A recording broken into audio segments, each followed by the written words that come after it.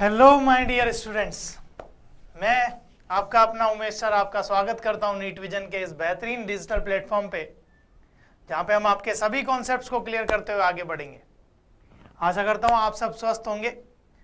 आज के इस टॉपिक में, आज के इस वीडियो में हम एक अच्छा सा टॉपिक आपके लिए लेके आए, पर्टिकुलर अंडाशयी चक्र और हार्मोन नियमन का। ठीक है, तो एक्चुअल में ये जो टॉपिक है वो थोड़ा सा कॉम्प्लेक्स है। रेगुलर इंटरवल लिया क्यों? क्योंकि रेगुलर इंटरवल पे लगातार क्वेश्चंस प्रोड्यूस होते हैं। यहाँ पे एक्चुअल में दो साइकिल, ओवेरियन साइकिल या अंडाशय चक्र और यूट्राइन साइकिल भी रेगुलर रनिंग में चलते हैं, साइमल्टेनियस रन करते हैं। ठीक है, इसीलिए इस पे अच्छे क्वेश्चंस कॉज होते हैं और उसके ऊपर हार्मोनों का कंट्रोल होता है। तो हार्मोनों के कंट्रोल में कंफ्यूजन क्रिएट होते हैं, तो उसी को हम बिल्कुल क्लियरेंस करने के लिए आपके लिए टॉपिक लेके आए। ठीक है, तो आइए टॉपिक के अंदर बढ़ते हैं। सबसे पहले हम क्या करेंगे, एक पर्टिकुलर कंप्लीट ओवेरियन साइकिल को देखेंगे। ठीक है, एक्चुअल में क्या है कि ओवेरियन साइकिल जो है वो परफेक्टली डिजाइन अगर अपन देखें तो एक पूरी ओवेरियन में साइकिल जो चल रहा है अपन उसी में सारे स्टेजेस दिखाएंगे। ठीक है, उसका रीजन ये है कि अपन वहीं पे सारे कॉन्सेप्ट क्लियर करते हुए सारे हार्मोनों का रेगुलेशन भी उसी में दिखा देंगे इजीली। तो उसके बाद हम बाकायदा तौर पे इनको खोल के भी हर एक डायग्राम को अलग अलग भी क्लियर करेंगे, लेकिन मेन जो कहानी होगी वो होगी कंप्लीट ओवेरियन साइकिल में, और वहीं हम सारी बात करेंगे। ठीक है, तो आइए देखते हैं ओवेरियन साइकिल की पहली बात स्टार्ट कर रहे हैं कंप्लीट। सबसे पहले अपन ने एक एनसीईआरटी का डायग्राम रखा है। ठीक है, एनसीईआरटी का डायग्राम देखना बहुत जरूरी है। तो एनसीईआरटी का डायग्राम देख लेते हैं, क्योंकि एबीसीडी के पॉइंट ऑफ व्यू से क्वेश्चन कॉज कर देते हैं ये लोग। तो यहाँ पे देखते हैं एनसीईआरटी का एक डायग्राम। अब आप एक बात ध्यान रखो, अपन बात जो कर रहे हैं वो पर्टिकुलर प्राइमरी सेक्स ऑर्गन की कर रहे हैं, प्राथमिक जनन अंग की कर रहे हैं, क्योंकि अपने जो फिक्स अंडाशय की बात है, अंडाशय या फिर आप टेस्टिस को ले लें, वृषण को ले लें, ये क्या है? प्राथमिक जनन अंग है। ठीक है, प्राथमिक जनन अंग कौन? जो गैमेट्स को प्रोड्यूस करते हैं, युग्मक का निर्माण करते हैं, बनाते हैं उनको, दोज आर कॉल्ड प्राथमिक जनन अंग। ठीक है, उनको बोलते हैं प्राथमिक जनन अंग। अब हम यहाँ ओवेरी की बात कर रहे हैं। ओवेरी कोई भी ऑर्गन जो होगा वो पर्टिकुलर दो पार्ट में डिवाइड, उसके अंदर का जो पार्ट खाली रहता है उसको हम बोलते हैं स्ट्रोमा। वो दो पार्ट में डिवाइडेड है। ठीक है, दो पार्ट में बटा हुआ है। सबसे अंदर की तरफ लाइटिश, आप ये देखो यहाँ पे आपकी ब्लड वेसल्स वगैरह दिख रही हैं। ठीक है, ये लाइटिश वाला जो रीजन बीच वाला ये मेडुला है, और बाहर वाला जो रीजन है डेंस रीजन, जिसमें आपकी सारी ओवेरियन क्या कर रही है? फॉलिकल्स चल रही हैं। इनको क्या बोलते हैं? Particular dense cortex. ठीक है, तो हम इसी साइकिल्स को ही पढ़ेंगे इसमें, लेकिन अभी हम क्या कर रहे हैं, इस डायग्राम में केवल चीजें देख रहे हैं, क्योंकि उतना अच्छा नहीं है और उतने क्लियर भी नहीं है, और दूसरी बात ये भी कि इसमें सारे स्टेजेस भी नहीं है। ठीक है, तो पहली बात तो देखो, ये वाला, ये पर्टिकुलर आपकी ये छोटी छोटी जो इन्होंने फॉलिकल्स दिखा रखे हैं, इनको क्या बोलेंगे? प्राइमोर्डियन ओवेरियन फॉलिकल। ठीक है, आदि अंडाशय पुट्टिका बोलते हैं हिंदी में इनको, आदि अंडाशय पुट्टिका, क्योंकि आदिम है, पहले टाइम से हैं, आगे जाके इनको क्लियर करेंगे भैया सारी चीजों को। ठीक है कि नहीं? अब देखो इसके बाद क्या हुआ, प्राइमोर्डियन ओवेरियन फॉलिकल आप सबसे पहले देखते हैं। सबसे पहले जो ओवेरी में इन्होंने दिखाई है, उसके बाद ये फॉलिकल क्या, वो पुट्टिका और मैच्योर हुई और परिपक्व हुई, और क्या बनाया इसने? प्राइमरी फॉलिकल बनाया, स्टार्टिंग फॉलिकल, प्राथमिक पुट्टिका। ठीक है, अब प्राथमिक पुट्टिका ये आगे बढ़ी, इसमें एक कैविटी दिखने लग गई, गुहा दिख रही है। देखो ये वाली गुहा की बात कर रहा हूं मैं, इस गुहा की। ठीक है, ये गुहा दिखने लग गई, इसलिए इसको बोला हमने द्वितीयक पुट्टिका या सेकेंडरी फॉलिकल।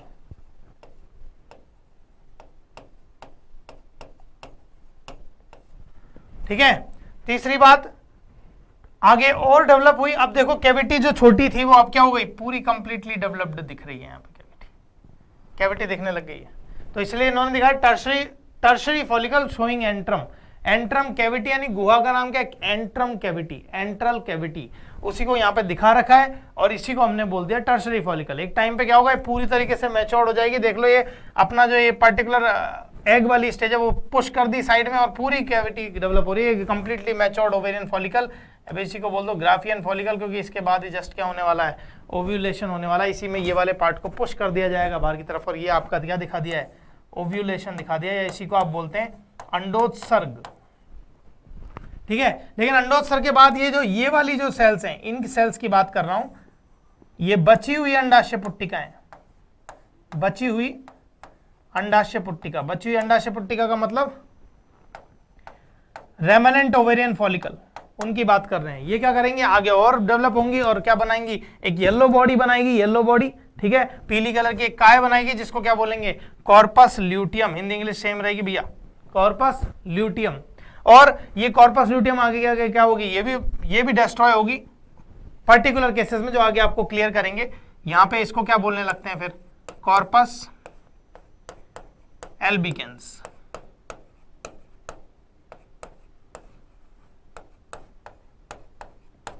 ठीक है। कौन, मरी हुई कॉर्पस ल्यूटियम को, डेड कॉर्पस ल्यूटियम को हमने बोला है कॉर्पस एल्बिकेंस, ठीक है। तो ये एनसीईआरटी के डायग्राम को एक बार क्लियर किया है बस हमने, मुद्दे की बात इसको प्रॉपर तरीके से आगे समझाएंगे। आगे चलते हैं, देखो अब वो तो था एनसीईआरटी का डायग्राम, उतनी प्रॉपर क्लियरिंग स्टेज नहीं थी। ये एक और डायग्राम हमने डाला, ठीक है, इसमें आपको क्लियरिंग स्टेज इजीली दिखाई देंगी, ठीक है, बिल्कुल क्लियर है। सबसे पहले आपकी प्राइमोडियल फॉलिकल आ गई, ठीक है, आदि अंडाशय पुट्टिका आ गई, ये सबसे पहले थी। इन्होंने क्या हुआ, मैच्योरेशन चालू किया, आगे परिपक्व हुई और किसमें बदली, प्राइमरी फॉलिकल बनाई, ठीक है। थीका सेल भी डेवलप होना चालू हो गई, थीका कोशिकाएं भी आने लग गई है, ठीक है, इनका काम भी आगे डिस्कस करेंगे अपन। एंट्रम स्टार्ट हुई, इसका मतलब ये क्या है, एंट्रम अपीयर हो चुकी है, एंट्रम कैविटी बन चुकी है, गुहा आ चुकी है। तो ये वाला फंडा क्या हो गया, ये बात किसकी कर रहा है, द्वितीयक पुट्टिका की,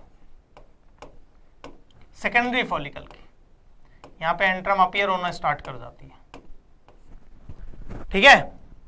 इसके बाद देखो यही द्वितीयक पुट्टिका आगे और मैच्योर होगी कंप्लीटली, कि बढ़िया एंट्रम बन गई है, एकदम परिपक्व हो चुकी है, इसलिए इसको बोल दिया मैच्योर ग्राफियन फॉलिकल, जो पिछले डायग्राम भी हमने डिस्कस किया, ठीक है। मैच्योर परिपक्व हो चुकी है अंडाशय पुट्टिका, पूरी तरह परिपक्व हो चुकी है, ग्राफियन फॉलिकल नाम देते हैं इसको, ठीक है। अब इसका क्या हुआ, मैंने आपको बताया था पुश कर देगा, ओव्यूलेशन होगा, तो ओव्यूलेशन हो गया और एक पर्टिकुलर लेयर आ गई, वो एग ने खुद के चारों ओर भी क्या करा है, सेकेंडरी साइड ने प्राइमरी साइड ने एक लेयर सीक्रेट कर दी थी, उसको क्या बोलते हैं, जोना पेलुसिडा, ठीक है। उसके बाद क्या हो रहा है, पर्टिकुलर येलो बॉडी फॉर्म कर रही है जिसको हमने क्या बोला था, कॉर्पस ल्यूटियम। और लास्ट में क्या बनेगा, जब ये कॉर्पस ल्यूटियम पूरी तरह मैच्योर हो गई, ये तो मैच्योर हो रही थी, डेवलप हो रही थी, ये पर्टिकुलरली मैच्योर हो चुकी है कॉर्पस ल्यूटियम। और इससे पहले क्या हुआ, ये जब कॉर्पस ल्यूटियम प्रॉपर्ली लास्ट में इसको डिस्ट्रॉय होना है, डिस्ट्रॉय हो जाएगी पर्टिकुलर केस में जो आगे हम डिस्कस करेंगे। तो यहाँ पे आपको क्लियर स्टेज दिखाई देंगी इस डायग्राम में, ठीक है। लेकिन अब इन सारी स्टेजेस की बात हम करेंगे अपने डायग्राम में, ठीक है। अपन ने भी एक डायग्राम बनाया बहुत सुंदर सा, बढ़िया सा, उसमें हम ये सारी बातें करेंगे क्योंकि उसमें सारी चीजें आराम से क्लियर होंगी हमको। ये देखो कंप्लीट ओवेरियन फॉलिकल की बात, यहाँ पे संपूर्ण अंडाशय चक्र को अपन देखेंगे, बहुत ध्यान से देखिएगा क्योंकि इसी के अंदर मैं सारी स्टेजेस बदलूंगा, ठीक है, स्टार्टिंग से, क्योंकि वो तो डायरेक्ट दिखा रहे हैं प्राइमोडियल ओवेरियन फॉलिकल, मतलब आदि अंडाशय पुट्टिकाएं दिखा रहे हैं, वो आई कहां से, बात ही नहीं हुई, बीच बीच में कई स्टेज उड़ाई, ठीक है। तो प्रॉपर नहीं है, इसमें अपन ने प्रॉपर डायग्राम, हाँ रॉ डायग्राम जरूर यूज किए हैं यहाँ पे, लेकिन सारी कहानी यहाँ पे आसानी से समझ में आएगी आपको, ठीक है। अब देखिए अपन स्टार्ट करते हैं कहानी को। सबसे पहले तो अपन ने एक अंडाशय ले लिया, ठीक है, अंडाशय का एक डायग्राम ले लिया, अंडाशय एक बना लिया। अंडाशय में हमने क्या करा है, पहले हम हिस्टोलॉजी वगैरह में ज्यादा डीप वो नहीं जा रहे हैं, इसके बाहर की जो हम मेनली ओवेरियन साइकिल को डिस्कस करेंगे यहाँ पे। लेकिन मैं एक चीज बता देता हूँ कि यहाँ पे क्या है, ये बाहर की तरफ आपकी क्या है, बाहर की तरफ जो लेयर है, जो ऑर्गन्स, इंटरनल ऑर्गन्स के जस्ट ऊपर लेयर होती है, that is called visceral peritoneum, ठीक है, विसरल पेरिटोनियम बोला जाता है उसको, मेसोथेलियम की लेयर है ये, ठीक है। तो ये बाहर की तरफ तो विसरल पेरिटोनियम है और उसको मीजो ओवेरियम के नाम से जाना जाता है ओवेरी के केस में।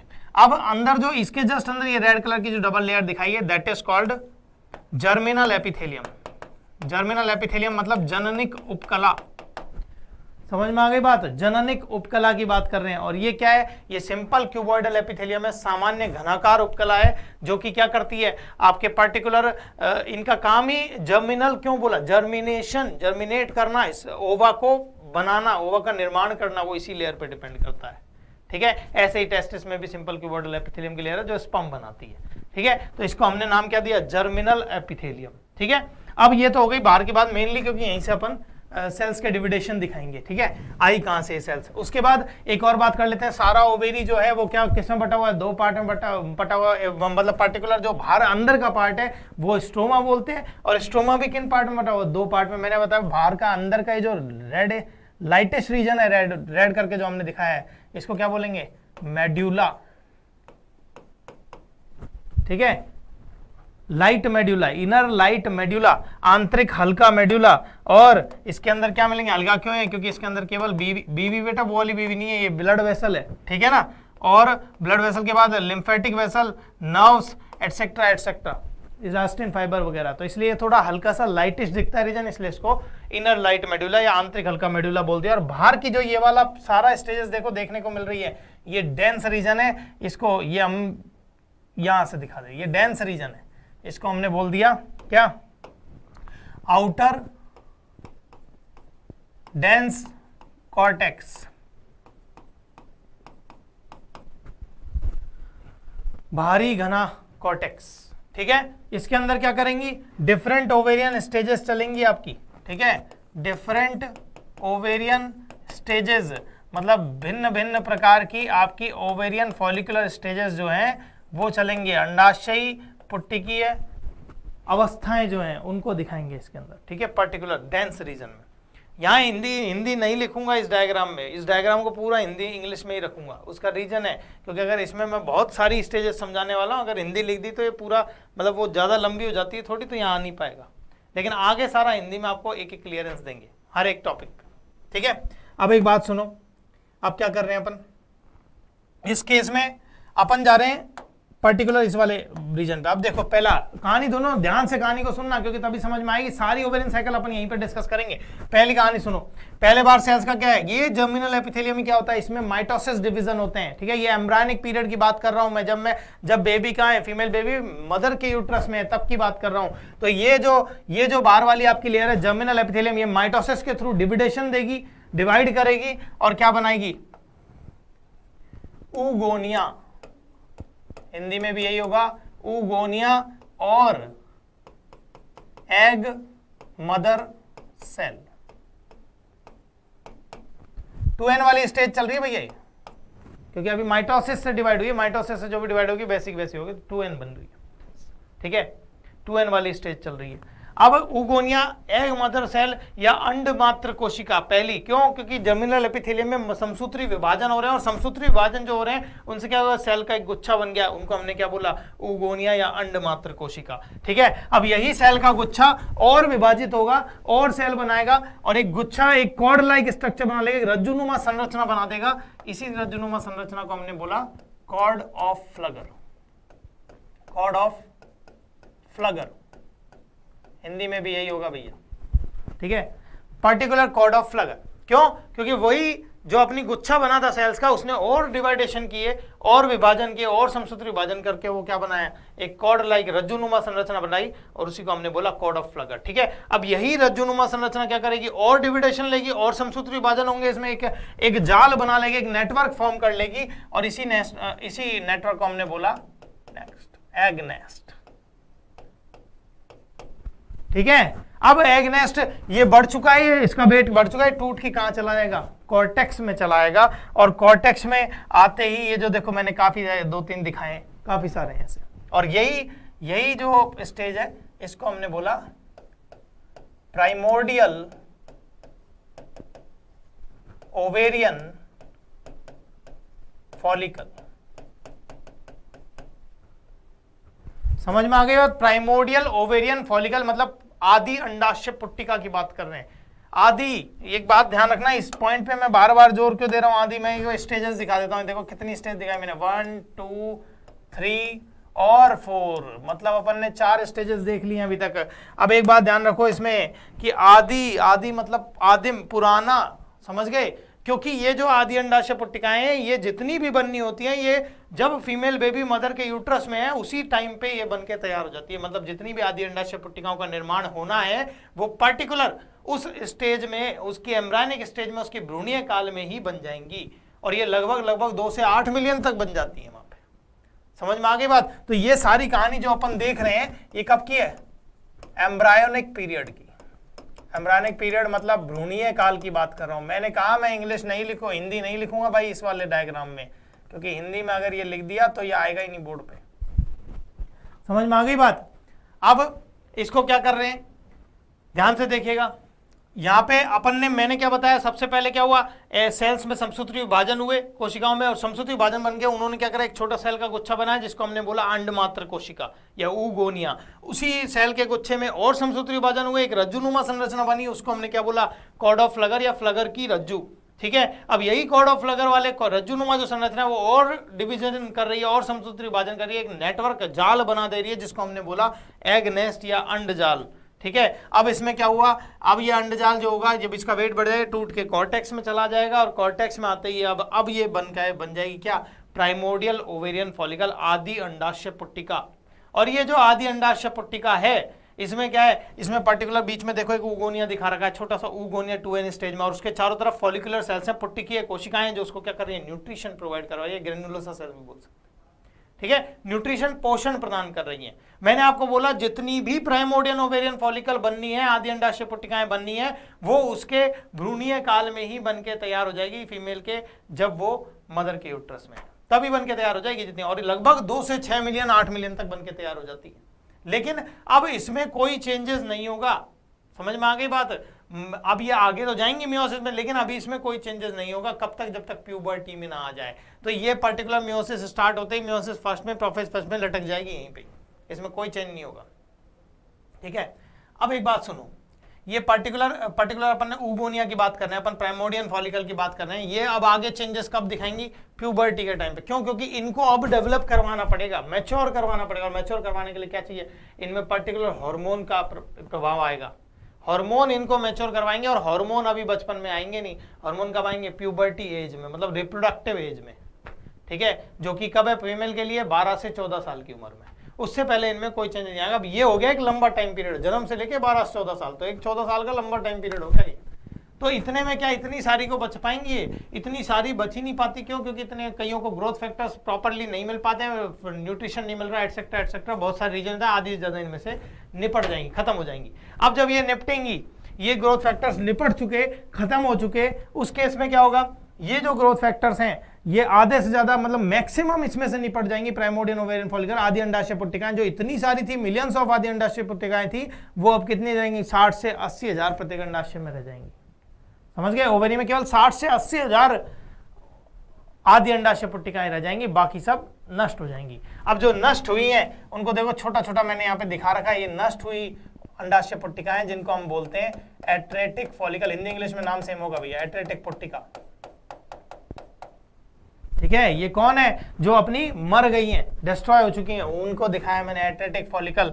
और इनकी जो मरने की क्रिया है, ये जो मर चुकी हैं, that is called follicular atresia, मरने की क्रिया,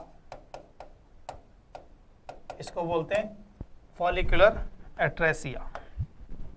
समझ में आ गई कहानी।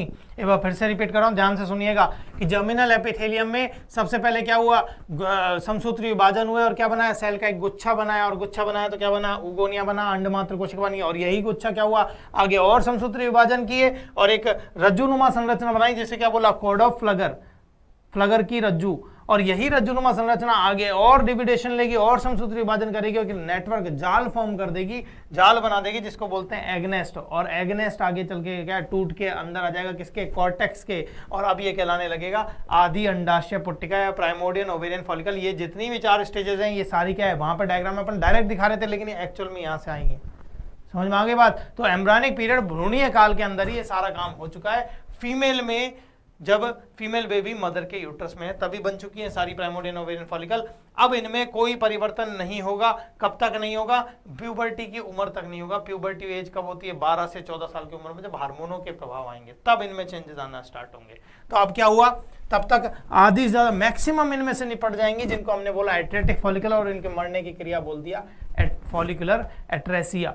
ठीक है, अब क्या होगा सुनिए, इनमें क्या होगा, पर्टिकुलर फैक्टर देखो आप, इन फॉलिकुलर एट्रेसिया जो हमने मर गई हैं, उसके बाद जो बची प्राय आदि अंडाशय पुट्टिकाएं हैं, उनमें तो चेंजेस होंगे। क्यों, प्यूबर्टी एज में आपका क्या आएगा, मैं यहाँ लिख देता हूं कि प्यूबर्टी उम्र की बात कर रहा हूं मैं, प्यूबर्टी या फिर जननिक आयु की बात कर रहा हूं, प्यूबर्टी एज की बात कर रहा हूं। इसमें क्या होगा, हाइपोथैलेमस एक्टिवेट करेगा किसको, पहले अपने FSH हाइपोथैलेमस के पास क्या है, FSH-RF और LHRF, ये हाइपोथैलेमस की कहानी है।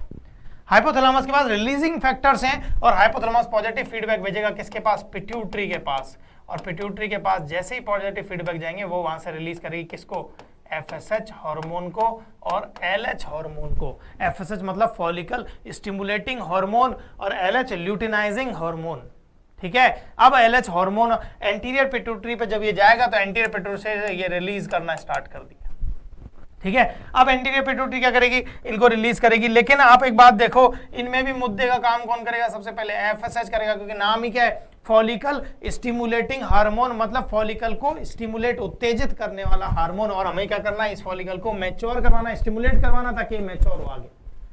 समझ में आ गई बात। तो अब ये प्राइमोडियल ओवेरियन फॉलिकल जो है इस पे क्या पड़ेगा, FSH का इफेक्ट पड़ेगा, और FSH का इफेक्ट पड़ेगा तो ये क्या होगा, ये देखो ये लेयर, और साइज बढ़ा रहा हूं मैं, इसका लेयर बढ़ा दी मैंने, ठीक है।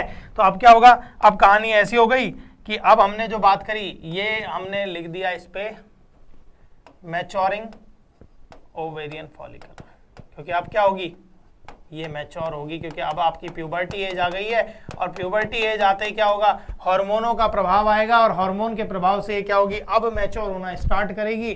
किसके इन्फ्लुएंस में, साफ साफ लिख रहा हूं मैं, अंडर इन्फ्लुएंस ऑफ FSH। मैंने एक ही हार्मोन, भाई चल दोनों ही रहे हैं, लेकिन मेन काम यहाँ पे फॉलिकल को स्टिमुलेट करने का काम कौन करेगा, FSH करेगा।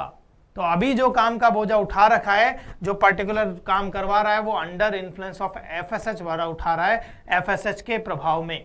समझ में आ गई बात, इसने मैच्योर होना स्टार्ट कर दिया। अब आगे देखते हैं, अब क्या हुआ, अब अगला देखो, मैंने एक और सेल्स की लेयर बना दी, क्योंकि अब ये मैच्योर होना स्टार्ट कर चुकी है। अब इनमें क्या हुआ, अब इनमें थीका कोशिका भी आना चालू हो गई है, क्योंकि आगे चेंजेस आएंगे, आगे बताएंगे इस बात को। ये हमने बोला ये पर्टिकुलर ये और डेवलप हो गई, तो यहाँ पे इनको बोल दिया प्राथमिक पुट्टिका या प्राइमरी फॉलिकल।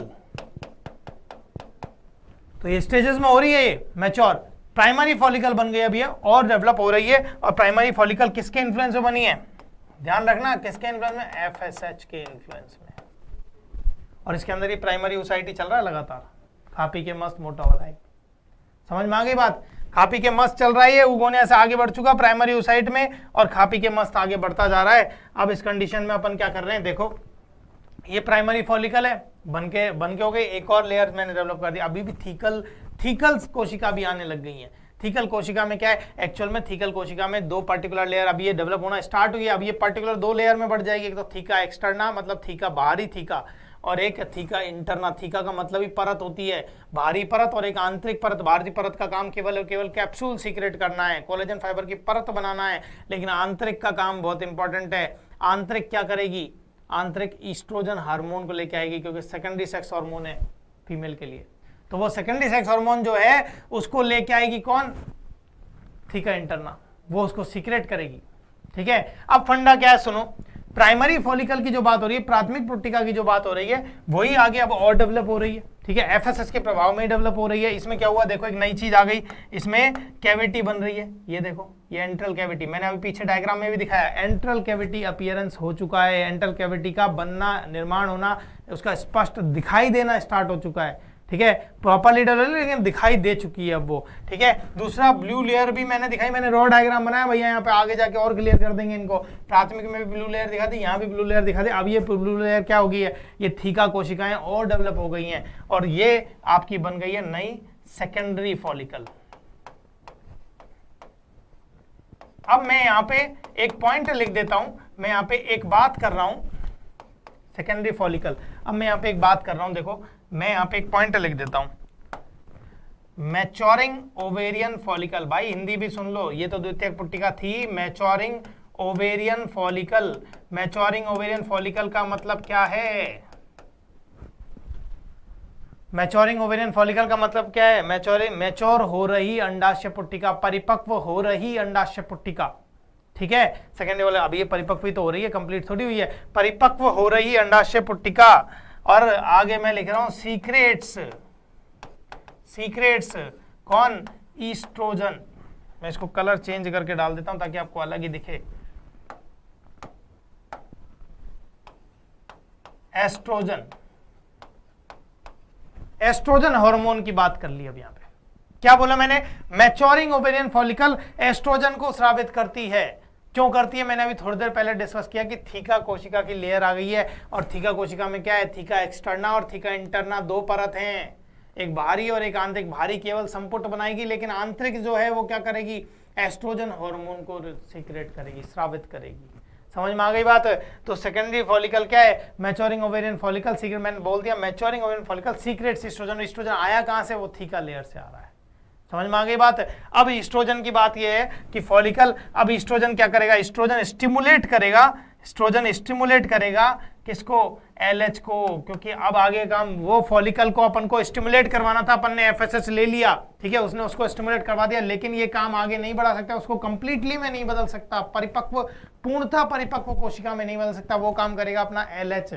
तो चल तो अब भी एफएसएच रहा है, लेकिन अब मेन काम आगे का कौन ढोएगा, एलएच में होगा। अब तक अपन बोल रहे थे अंडर इन्फ्लुएंस ऑफ एलएच, मतलब एलएच के प्रभाव में, अब लेकिन हम बोलेंगे under influence of LH, LH के प्रभाव में, ठीक है। अब एफएसएच के प्रभाव को हटा दिया है हमने, ऐसा नहीं है एफएसएच खत्म हो गया है, कंफ्यूजन नहीं होना, लेकिन एफएसएच यहीं तक काम कर रहा है। आगे जो कंप्लीटली परिपक्व उसको करवाएगा वो कौन होगा, एलएच होगा। अब देखो सेकेंडरी फॉलिकल, द्वितीयक पुट्टिका की बात हो रही है, क्या कर रही है, मैच्योरिंग ओवेरियन फॉलिकल में क्या हो रही है, सीक्रेट कर रही है ईस्ट्रोजन, मैंने ये डाल दिया। ईस्ट्रोजन स्टिमुलेट करेगा, एंटीरियर पिट्यूटरी पे पास पॉजिटिव फीडबैक भेजेगा वो हाइपोथैलेमस के पास, उससे एंटीरियर पिट्यूटरी से क्या सीक्रेट होंगे, एफएसएच एलएच, दोनों का लेवल को इंक्रीज करवाएगा, वो इंक्रीज करेगा। लेकिन मेन काम अब आगे का कौन है, परिपक्व होने में, पूर्णतः परिपक्व करने में एलएच काम करेगा, ठीक है। तो एलएच स्टिमुलेट हो गया यहां से। अब आगे के सारे काम देखो, अब अगली डायग्राम की स्टेज देखो आप, अगला जो स्टेज है उसमें देखो, ये कैविटी जो स्टार्ट हुई थी बनना, अब ये कैविटी कंप्लीटली डेवलप्ड हो गई है, और इसने पुश कर दिया है आपके इस पर्टिकुलर प्राइमरी ओसाइट को नीचे की तरफ, ठीक है, प्राथमिक ओसाइट को नीचे साइड में पुश कर दिया, और कैविटी का फॉर्मेशन हो चुका है। क्योंकि ये कैविटी एक्चुअल में, कैविटी जब अपीयर होती है, ग्रेन्युलोसा सेल इनमें फ्लूइड सीक्रेट करना स्टार्ट कर देती है, आपकी पुट्टिकीय कोशिकाएं, और वो फ्लूइड फॉलिकुलर फ्लूइड कहलाता है। आगे चर्चा करेंगे उसकी। ये कैविटी में आपको आगे डायग्राम में, ये सारे डायग्राम प्रॉपर वे में दिखाऊंगा, वहां पे सब दिखेगी ये सारी चीजें, लेकिन अभी हम यहाँ पे सारी चीजें इस छोटे से डायग्राम में, इतनी बड़ी बड़े डायग्राम नहीं बना सकते थे, इसलिए हमने रॉ डायग्राम रखे हैं यहाँ पे। लेकिन अपने को साइकिल सारी इसी में समझनी है, क्योंकि माइंड मैपिंग पूरी यहीं पे हो जाएगी, क्वेश्चन सारे यहीं से लग जाएंगे, वो तो केवल अपन आपके कॉन्सेप्ट क्लियर करने के लिए आगे बढ़ेंगे, ठीक है। अब जो सुनिए, अब कहानी क्या हुई, अब ये कैविटी जब पूरी कंप्लीटली, सेकेंडरी और टर्शियरी में फर्क क्या है, कंप्लीटली डेवलप्ड हो चुकी है इसमें एंटल कैविटी, और पुश हो गया प्राइमरी ओसाइट आपका साइड में, और ये पर्टिकुलर फंडा, ये पर्टिकुलर स्ट्रक्चर को हमने बोल दिया टर्शियरी फॉलिकल, या कंप्लीटली मैच्योर्ड फॉलिकल, या इसको ग्राफियन के फॉर्म में भी आप बात करते हैं, ग्राफियन फॉलिकल। समझ में आ गई बात। और ये किसके इन्फ्लुएंस में हुई है ये सारा काम, अंडर इन्फ्लुएंस ऑफ एलएच। मैंने आपको बोला अब तक का जो काम हो रहा था वो एफएसएच करवा रहा था, अब आगे इसको कंप्लीटली में डेवलप कौन करेगा, वो एलएच करेगा, ल्यूटिनाइजिंग हार्मोन करेगा। समझ में आ गई बात। अब क्या हुआ, एलएच का लेवल बढ़ रहा है, एलएच का लेवल लगातार बढ़ी तो मेंस्ट्रुअल साइकिल स्टार्ट हुआ, तब की बात है, मिड में आ चुका है, एलएच का लेवल अब इंक्रीज होता जाएगा, ब्लड में एलएच की पीक आएगी, और पीक जो एलएच का लेवल बढ़ रहा है यही क्या करवाएगा, इससे जो अपने साइड में पुश किया था उस पुश वाले पार्ट को बाहर फेंकवा देगा, दैट इज कॉल्ड ओव्यूलेशन, अंडोत्सर्ग। और यहाँ पे ऑन 14th डे, ये लगभग काम 14th डे के अराउंड होता है, इसलिए लिख रहे हैं on 14th day of menstrual cycle. ध्यान से सुनना भैया, इसमें हिंदी नहीं लिख सकता, बहुत लंबा चला जाएगा, इसलिए इंग्लिश में डाल रहा हूं, लेकिन हिंदी बोल रहा हूं। मेंस्ट्रुअल साइकिल के 14वें दिन क्या होगा, ओव्यूलेशन होगा, अंडोत्सर्ग होगा। समझ में आ गई बात, हिंदी में लिख देता हूं अंडोत्सर्ग, अंडोत्सर्ग, ठीक है। किसके इन्फ्लुएंस में हुआ ये काम, ये काम भैया मैंने आपको बताया क्या कर रहा है, इस टाइम पे एलएच चल रहा है, एलएच की पीक चल रही है, और उसी को आपकी एनसीईआरटी एक नाम देती है LH surge, LH surge. 14th day पे एलएच हार्मोन की पीक चलती है, और ये एलएच हार्मोन की जो पीक है उसी से 14th डे पे ओव्यूलेशन होता है। देखो इसमें ओव्यूलेशन दिखाया है। अब ध्यान से बात सुनो, एक अभी तक यहाँ पे स्टार्टिंग में ओगोनिया था 2n स्टेज में, ये आगे बड़ा प्राइमरी ओसाइट बन गया, ठीक है। अच्छा खासा साइज मोटा किया, न्यूट्रिशन लिया, डिविडेशन नहीं लिए, विभाजन नहीं हुआ, केवल और केवल साइज मोटा करके आगे बढ़ गया है, प्राइमरी ओसाइट की बात कर रहे हैं। अब ये प्राइमरी oocyte लगातार चल रहा है। प्राइमरी oocyte ने क्या किया, सबसे पहली बात सुनो, प्राइमरी oocyte ने क्या किया, ये वाला प्राइमरी oocyte ने अपने चारों तरफ एक लेयर सीक्रेट की, खुद की प्राथमिक अंड झिल्ली बोला जाता है इसको, इस लेयर को बोलते हैं जोना पेल्यूसिडा।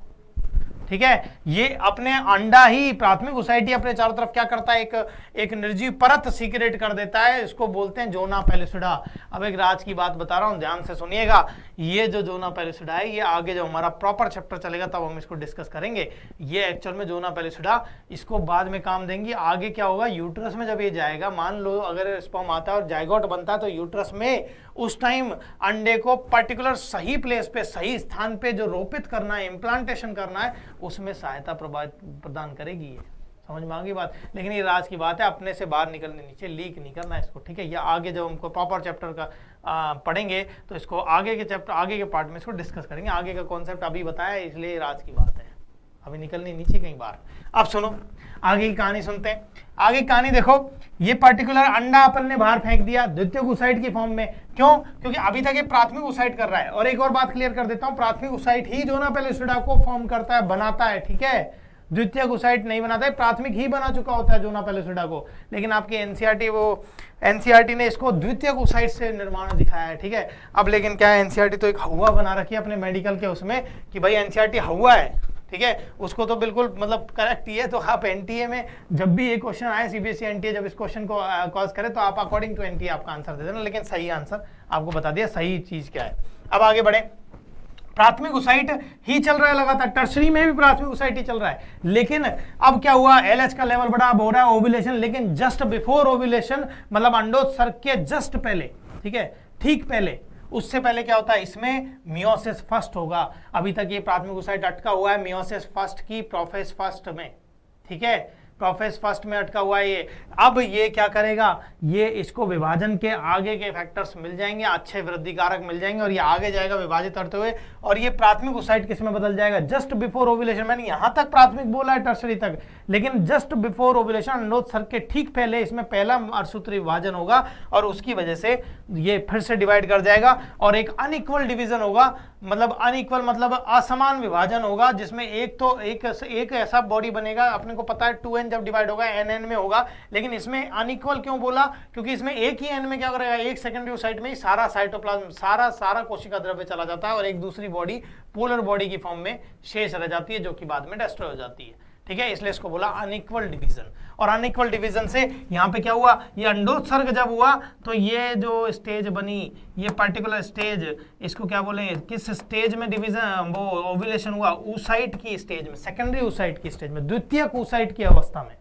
तो जो आपका अंडोत्सर्ग हुआ है वो किस अवस्था में हुआ है, द्वितीयक oocyte की अवस्था में। ये पूछा जाता है क्वेश्चन कि अंडोत्सर्ग किस स्टेज में हुआ, किस स्टेज में रिलीज होती है वहां से, तो वो सेकेंडरी oocyte या द्वितीयक oocyte की स्टेज में रिलीज होती है। ठीक है, बाकी तो बाद आपका बाहर की तरफ ये जोना पेल्यूसिडा है ही, जो अभी अपन बात करते हैं, जो लेयर अपने साथ चलेगी अभी भी, ये जोना पेल्यूसिडा। ठीक है, अंडा रिलीज हो गया अब।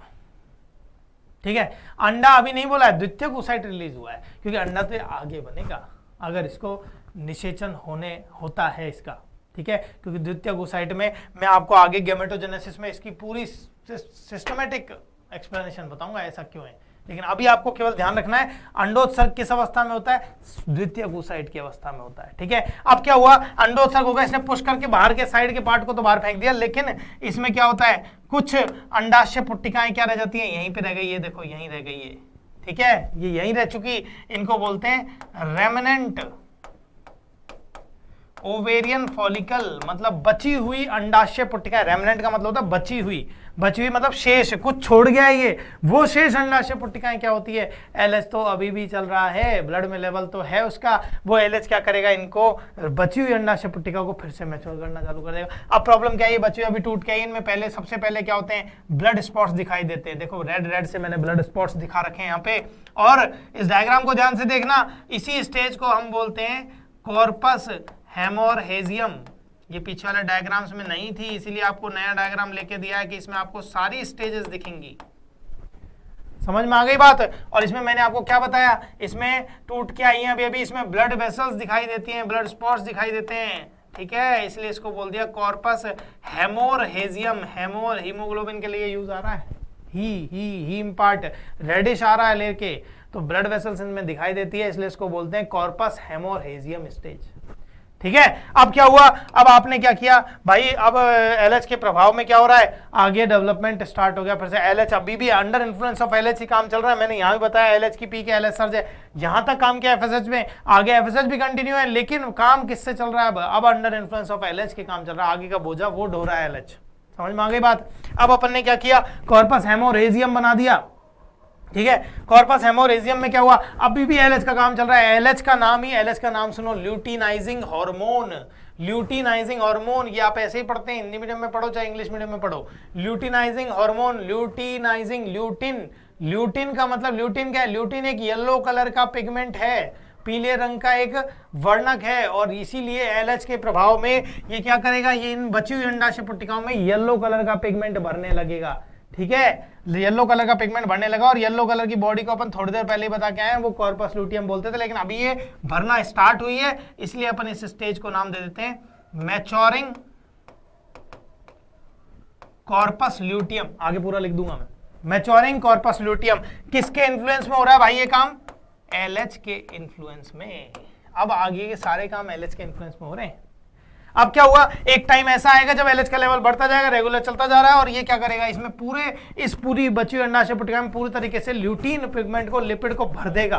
ठीक है, इसलिए येलो बॉडी के फॉर्म में दिखाई देगी, और इसी को हम बोलते हैं कॉर्पस ल्यूटियम। ध्यान से देखना, मैं सारी ताकत इसी डायग्राम में लगा रहा हूं, क्योंकि मेरे को सारा ओवेरियन साइकिल एक जगह समझाना है, इसी से आपके सारे क्वेश्चन निकलेंगे। लेकिन इन डायग्राम्स को यहाँ जगह कम होने की वजह से रॉ डायग्राम सेट किए, यहाँ पे अच्छे डायग्राम आपको दिखा देंगे अभी आगे थोड़ी देर में दिखा रहे हैं। अब सुनिए, कॉर्पस लूटियम में मैं एक और बात बताता हूं आपको। कॉर्पस लूटियम में क्या है, मैंने आपको बताया एलएच इसको बनवा रहा है, एलएच इसको बनवा रहा है, तो LH maintain corpus luteum. LH maintain corpus luteum का मतलब क्या है, एलएच कॉर्पस लूटियम को बनाए रखता है, और इसी का दूसरा काम यही बता रहा हूं, LH stimulate corpus luteum. LH stimulates corpus luteum to secrete progesterone। ठीक है, यहां दिखेगा नहीं, इसको अलग से लिख रहा हूं भाई, बाहर निकाल के फिर से बताऊंगा ये सारी कहानी फिर से। ये यहां क्या अलग नया चेंज हुआ, प्रोजेस्टेरॉन।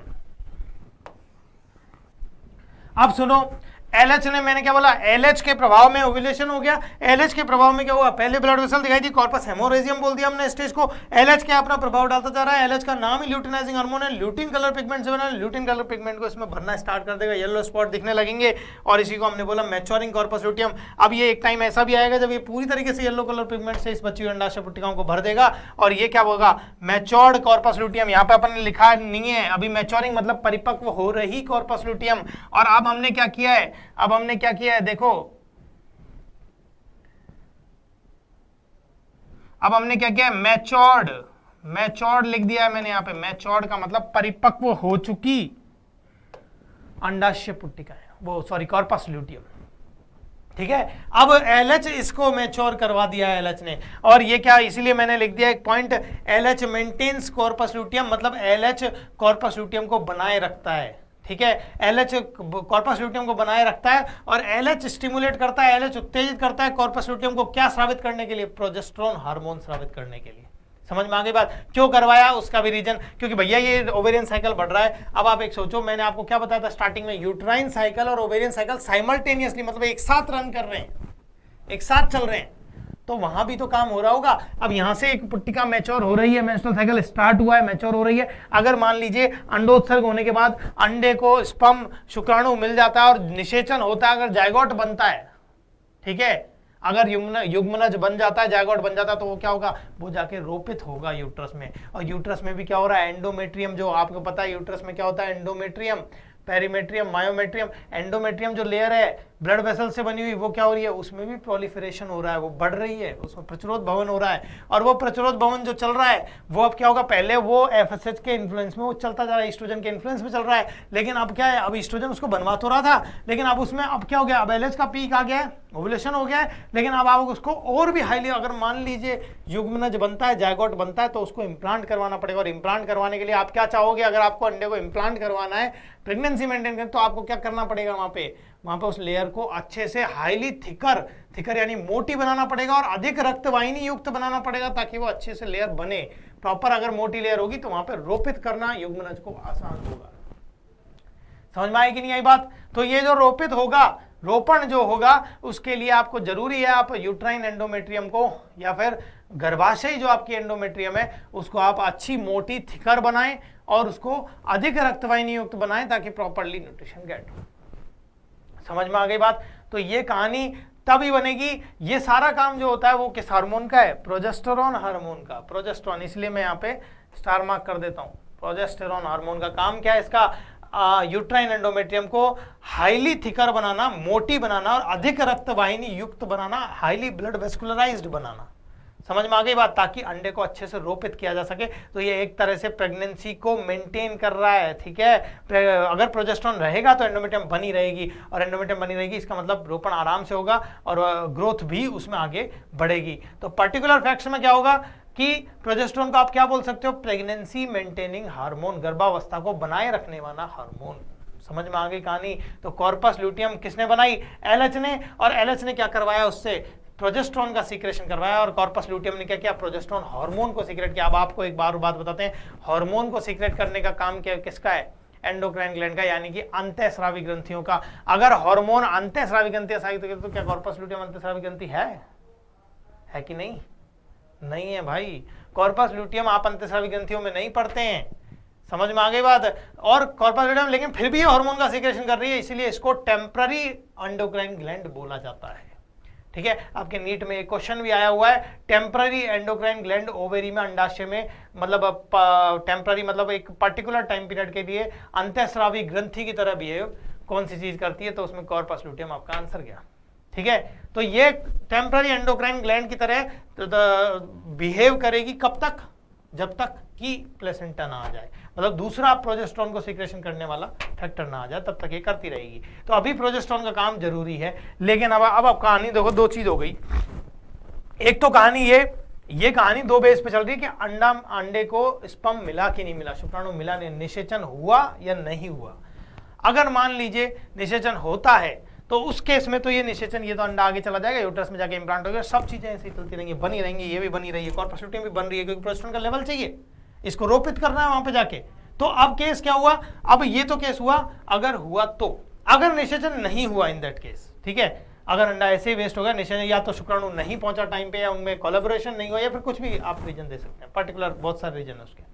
मान लो अगर निषेचन नहीं होता है, तो इन दैट केस जब निषेचन नहीं होगा तो ये लेकिन कॉर्पस ल्यूटियम तो अपना काम करेगी, क्योंकि एलएच उसको स्टिमुलेट कर रहा है, किसको सीक्रेट करने के लिए, प्रोजेस्टेरोन हार्मोन को सीक्रेशन के लिए। और जैसे ही ये नहीं हुआ काम, उस केस में क्या होगा, आपकी जो प्रोजेस्टेरोन का लेवल है वो ब्लड में काफी हाई हो जाएगा, रक्त में इसकी मात्रा बढ़ जाएगी, और रक्त में जब मात्रा बढ़ जाएगी, और रक्त की जो मात्रा होती है हार्मोनों में, रक्त की जो मात्रा मतलब रक्त में हार्मोन का जो लेवल है उसकी जो मात्रा है वही डिसाइड करती है वो आगे और सीक्रेट होगा कि नहीं होगा। वो एक पॉजिटिव नेगेटिव फीडबैक देने का काम करती है। और प्रोजेस्टेरोन का लेवल 26वें दिन, लगभग मेंस्ट्रुअल साइकिल के 26वें दिन क्या होगा, बहुत पीक पे पहुंच जाएगा। और वो क्या होगा, निषेचन हुआ नहीं तो जरूरत उसकी है नहीं, तो वो क्या करेगा, नेगेटिव फीडबैक भेजेगा। किसके पास, मैं यहाँ लिख देता हूँ, ये नेगेटिव फीडबैक भेजेगा। क्या नेगेटिव फीडबैक किसके पास भेजा, हाइपोथैलेमस के पास। और हाइपोथैलेमस क्या करेगा, LHRF को बंद करवा देगा।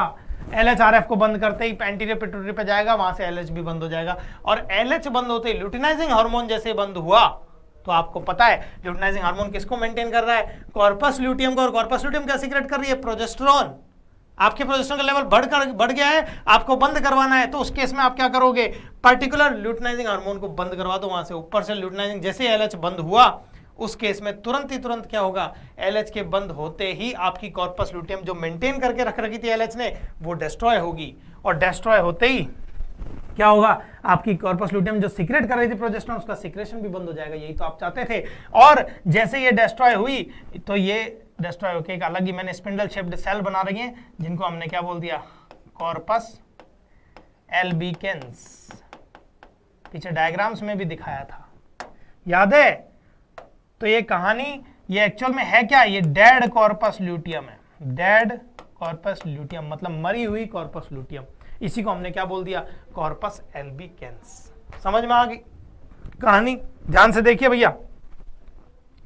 मैं फिर से स्टेजेस मैंने आपको एक जल्दी से शॉर्ट रिवाइव ले रहा हूं मैं आपको। मैंने स्टोमा को बांटा दो पार्ट में, लाइटेस्ट रीजन जिसमें आपकी क्या है, ब्लड वेसल्स हैं, लिम्फेटिक वेसल्स हैं, नर्व्स हैं, इलास्टिक फाइबर वगैरह वगैरह, और ये जो बाहर वाला रीजन है, ये डेंस वाला जहां पे ओवेरी की सारी स्टेजेस चल रही है, वो क्या है, आउटर डेंस कॉर्टेक्स, जिसमें डिफरेंट ओवेरियन स्टेज चल रही है, मतलब विभिन्न प्रकार की अंडाशयी अवस्थाएं चल रही हैं पुट्टिका की, ठीक है। अब क्या हुआ, अब आपके ये पर्टिकुलर समसूत्री विभाजन के थ्रू क्या हुआ, एक सेल का गुच्छा बना, जिसको हमने बोला उगोनिया या एग मदर सेल। इसी ने क्या करा, फिर आगे और डिवीजन लिए, एक रज्जुनुमा संरचना बनाई जिसको कॉर्ड ऑफ फ्लगर बोला, ये आगे नेटवर्क फॉर्म किया, आगे और डिवाइड हुई, इसने जाल बनाया जिसको एग नेस्ट बोला, और यही टूट के बाहर आ गया, प्राइमोर्डियल ओवेरियन फॉलिकल बोला। और इसी में फिर क्या हुआ, अकॉर्डिंग टू प्यूबर्टी एज में चेंजेस आए, ठीक है। जितनी बननी होनी थी उनको पहले ही बन चुकी हैं ये, बाकी सब जो निपट चुकी है उनके हमने एट्रेटिक फॉलिकल बोल दिया, और जो बचा हुआ पार्ट है ये सारा आपकी फॉलिकल की मैच्योरेशन का आ गया, प्यूबर्टी के बाद जैसे ही हार्मोनों का इफेक्ट है।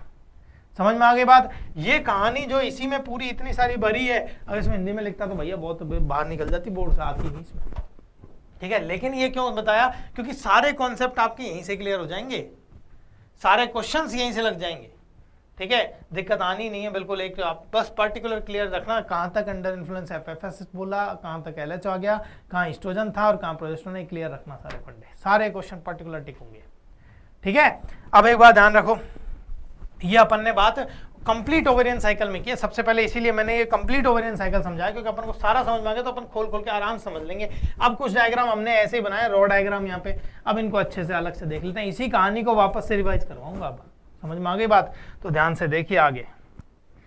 अब एक और कहानी है, कॉर्पस एल्बिकेंस जो है, अब इसको खत्म भी कर लेते हैं। कॉर्पस एल्बिकेंस बदल गई, अब कॉर्पस एल्बिकेंस क्या करेगी, प्रोजेस्टेरोन एस्ट्रोजन के लेवल को पॉज करवा देगी, ठीक है। यहां से पॉज होते ही आपका नया मेंस्ट्रुअल साइकिल स्टार्ट होगा, और एक इनके पॉज होने से, डिक्रीज होने से इनके लेवल को क्या होगा, तुरंत एंटीरियर पिट्यूटरी के बाद पॉजिटिव फीडबैक भी जाएगा कि भैया वापस से एफएसएच लाओ, वापस से नया साइकिल शुरू करो, क्योंकि अब मेंस्ट्रुअल साइकिल स्टार्ट होगा, ठीक है। मेंस्ट्रुअल साइकिल तो स्टार्ट हो गया, और नई साइकिल भी आगे, इसी मेंस्ट्रुअल साइकिल के बाद नई साइकिल भी स्टार्ट हो जाएगी। आगे इनकी चर्चा करेंगे डिटेल में, वहां पे इनको बात करेंगे। यहाँ पे अपन ने एक फ्लो चार्ट के थ्रू एक पूरे डायग्राम में सारी ओवेरियन स्टेजेस का स्टडी कर लिया, समझ में आ गई बात। अब आगे देखते हैं आगे फर्क क्या है। आगे अपन ने अभी सारी ओवेरियन स्टेजेस को एक साथ देखा, ठीक है, पार्टिकुलर डायग्राम से। अब इसको अलग अलग देखते हैं अपन।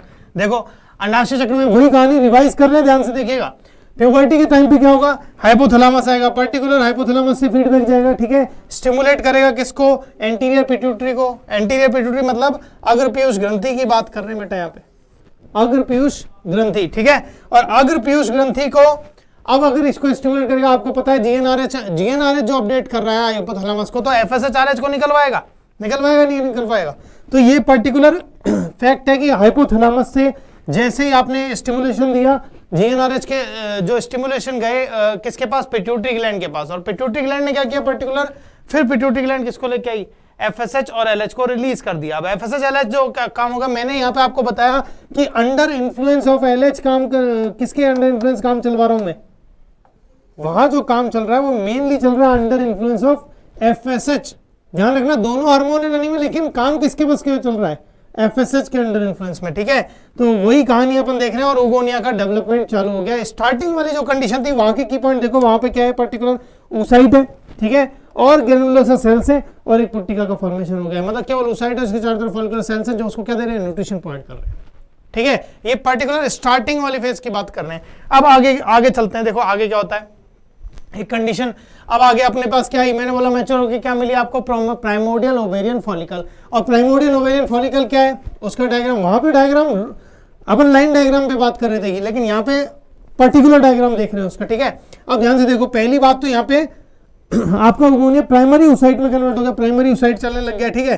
तो ये तो कहानी आ गई प्राइमरी oocyte वाली, ठीक है। अब उसके बाद दूसरी सेल्स को देखो, इन सेल्स को जिनको मैं बता रहा हूँ, ये वाली सेल्स, ये सेल जो है ये फ्लैटेंड सेल्स हैं सारी, ठीक है, चपटी सेल्स हैं, अभी ये इतना ज्यादा डेवलप्ड नहीं है, इसलिए चपटी सेल्स की एक लेयर बन गई है, फॉलिकुलर सेल्स यहाँ पे डेवलप है, बाकी सब चीजें कॉमन है, बेसमेंट मेम्ब्रेन वगैरह, ठीक है। प्राइमोर्डियल ओवेरियन फॉलिकल अभी ये प्राइमोर्डियल ओवेरियन फॉलिकल की बात कर रहे हैं अपन, अब ये मैच्योर होना स्टार्ट करेगी यहाँ से आगे, ठीक है। तो इसमें अपन को की पॉइंट क्या क्या दिखे, क्या पर्टिकुलर चीजें मिली, एक तो आपका प्राइमरी oocyte आ गया यहाँ पे, एक तो आपका क्या आ गया, प्राइमरी oocyte आ गया, ठीक है। दूसरी चपटी ग्रेनुलोसा सेल्स मिल रही है आपको, और उससे आपके मिलके क्या बन रहा है, आदि अंडाशय पुट्टिका, प्राइमोर्डियल ओवेरियन फॉलिकल। ध्यान से देखिएगा, ये स्ट्रक्चर में ही अब क्या होगा, मैच्योरेशन होगा, किसके इन्फ्लुएंस में, अंडर इन्फ्लुएंस और एफएसएच, प्राइमोर्डियल ओवेरियन फॉलिकल आदि अंडाशय पुट्टिका क्या करेगी, परिपक्व होना शुरू करेगी, और परिपक्व होना शुरू करेगी तो आगे की देखते हैं कंडीशन क्या होता है। अब एफएसएच और एलएच में वृद्धि होगी, ठीक है, एफएसएच के अंडर काम चल रहा है भैया, एफएसएच में वृद्धि हुई, अब वृद्धि होकर क्या हुई, हर माह प्रति माह 6 से 12 पुट्टिकाएं विकसित होंगी, आगे डेवलपमेंट में जाएंगी। लेकिन मैंने आपको क्या बताया कि लाखों प्राइमोर्डियल ओवेरियन फॉलिकल बन चुकी थी, लेकिन बची कितनी थी, 60 से 80 हजार केवल। लेकिन उस केस में भी देखो, पर्टिकुलर फंडे की बात करें तो 6 से 12 गई हैं, लेकिन आगे ग्रोथ फैक्टर्स वगैरह न्यूट्रिशन पूरा गेट करके आगे जो निकलेगी वो केवल और केवल एक ही होगी। बाकी सारी की सारी जो आपकी ये प्राइमोर्डियल ओवेरियन फॉलिकल आगे जाएंगे, उनको कहीं ना कहीं वो अटक जाएंगी, या ग्रोथ स्टेज को पार नहीं कर पाएंगे, या न्यूट्रिशन नहीं मिल पाएगा, तो ये निपट जाएंगे यहीं कहीं। तो उनको हम क्या बोलेंगे, एट्रेटिक फॉलिकल या फॉलिकुलर एट्रेसिया। उसी का रिविजन देख लो जल्दी से, 6 से 12 प्रतिमा विकसित हुई, उसमें से केवल कितनी हुई, एक डेवलप्ड में जा रही है आगे, और बाकी सब किस में चले गई, शेष पुट्टिकाएं एट्रेसिया में चली जाएंगी। समझ में आ गई कहानी। अब आगे देखो, अब ये एट्रेसिया की बात तो अपन ने कर ली, अब जो विकसित हुई वो क्या जाएगी, प्राइमोर्डियल आगे चल गया, वो किस में बदलेगी, प्राइमरी फॉलिकल्स में। वहां अपन ने रो डायग्राम में एक ब्लू कलर की सेल्स की लेयर्स दिखाई है, ठीक है। अब उसी को आगे देखते हैं अपन, ये पर्टिकुलर प्राइमरी फॉलिकल को दिखाओ, फर्क क्या है उन दोनों में, डेवलपमेंट बढ़ गया है, पहले केवल और केवल फ्लैट सेल्स की एक लेयर दिख रही थी आपको, और अब देखो लेयर्स बढ़ गई नहीं बढ़ गई। दूसरा, आपकी पर्टिकुलर थीका फॉलिकुलाई डेवलप हो गई है, आना स्टार्ट हो गई है, ठीक है। प्रॉपर्ली अभी इसकी 2 परतें बनेंगी, लेकिन अभी इसका आना स्टार्ट हो गया, थीका सेल्स आना अपीयर होना स्टार्ट हो चुकी हैं। दूसरा, आपकी सेल्स बढ़ गई हैं, आपकी सेल्स एक तो लेयर्स बढ़ गई हैं, और दूसरा क्यूबोइडल हो गई, अभी घनाकार हो गई है, पहले चपटी थी, फ्लैटेंड थी, ठीक है। बाकी आपकी सब कुछ वही प्राइमरी oocyte है, वही बेसमेंट मेम्ब्रेन चल रही है, वही ग्रेनुलोसा सेल्स चल रही है, उनमें कोई चेंजेस नहीं है। अब इसके की पॉइंट देखो तो इसमें क्या बन के आ गया, पहली बात तो प्राथमिक oocyte की बात हो गई, ठीक है। दूसरी बात, अपने पहले थी फ्लैटेंड ग्रेनुलोसा सेल, अब क्या हो गई है, घनाकार। अपना काम तो उन्हीं से चलता रो डायग्राम से, लेकिन यहाँ क्यों बताया, क्योंकि उनको प्रॉपर स्ट्रक्चर देखना जरूरी है इनकी। अब क्या हुआ, oocyte ने स्वयं एक लेयर सीक्रेट की है, जो कि यहाँ नई लेयर देखो, ये ब्लू कलर की लाइनिंग में ये नई लेयर जोना पेलिसुडा, ठीक है, जो कि खुद क्या है, प्राइमरी एग मेम्ब्रेन है, प्राथमिक अंड झिल्ली, क्योंकि अंडा खुद इसको सीक्रेट कर रहा है। समझ में आ गई बात। तो ध्यान रखना, आपके एनसीईआरटी मैंने आपको क्लियर किया है वो पॉइंट को, एनसीईआरटी जो भी बोल रही है प्रॉपर बात यही है, प्राइमरी oocyte ही उसके चारों तरफ एक dead cells glycoprotein layer secret कर देता है, जो कि होती है जोना पेलिसुडा। और मैंने एक राज की बात भी बताई थी यहाँ पे, याद हो तो बच्चों, क्या कि हम इसको डिस्कस करेंगे बाद में। जोना पेलिसुडा का काम जो है वो हमने पहले ही बता दिया, ये आगे चल के भी सपोर्ट करेगी इसको, जब ये जायगोट बन जाएगा तब भी इसके इंडक्शन में चारों तरफ रहेगी, और इसको पर्टिकुलर प्लेस पे इम्प्लांटेशन में मदद प्रोवाइड करेगी। लेकिन ये आज के बाद लीक मत करना, ठीक है ना, नहीं तो मुंह से पड़ेंगे। आगे देखो, इस पर्टिकुलर oocyte क्या कर रहा है, स्वयं ही जोना पेलिसुडा क्या कर रहा है, जोना पेलिसुडा को साबित करता है, और उसी को हमने बोला प्राथमिक अंड झिल्ली, ठीक है। अब हम उसी चीजों की वापस से चर्चा कर रहे हैं, इसलिए मैं इनको जल्दी जल्दी, आप आराम से समझ पा रहे हो इन सबको, क्यों, क्योंकि हम ये सारी चीजें उसी रोड है, अपने जो मेन डायग्राम था कंप्लीट ओवेरियन फॉलिकल का, उसमें हम ये सब देख के आ चुके हैं। अब आगे देखिए, नया चेंजेस, द्वितीयक पुट्टिका की बात हो रही है। पहले मैंने उस डायग्राम में मैंने हल्की सी मैंने क्या दिखाया, प्राथमिक से जब वो द्वितीयक में गई तो बड़े चेंजेस देखो क्या हो रहा है, बाकी तो सब कुछ सेम चल रहा है, चेंजेस क्या हो रहा है, आपकी कैविटी डेवलप होने लग गई है, मतलब गुहा विकसित होने स्टार्ट हो गई है। और ये देखो, ये डायग्राम में मैं यहाँ पे और भी प्रॉपर तरीके से वहां पे दिखा सकते हैं अपन, ये देखो, ये अपीयरेंस हो गया, ग्रेनुलोसा सेल्स आपस में दूर हटने लगी और बीच में क्या कैविटी बनना स्टार्ट हो गई है, that is called enteral cavity, antrum, ठीक है, वही ज़ोना पेलुसिडा चल रही है आपकी।